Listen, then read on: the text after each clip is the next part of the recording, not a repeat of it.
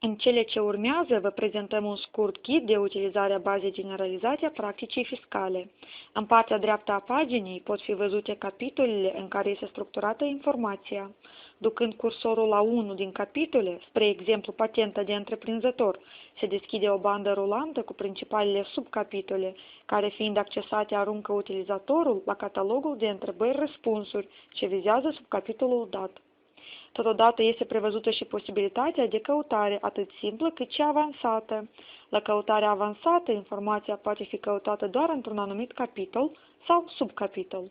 O altă posibilitate este căutarea unei expresii exacte în textul general al bazei sau într-un anumit capitol. Informația prezentată este în continuu actualizată, atât din contul modificărilor normative și legislative, cât și din contul interpelărilor primite din partea contribuabililor.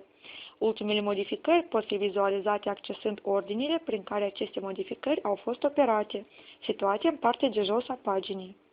Un element important al paginii web este posibilitatea de a contribui la completarea bazei generalizate a practicii fiscale, acordând o întrebare sau contribuind la perfecționarea bazei și a site-ului, înaintând propuneri de perfecționare a paginii. Atragem atenția asupra celui fapt că baza generalizată a practicii fiscale este prezentată atât în limba de stat cât și în limba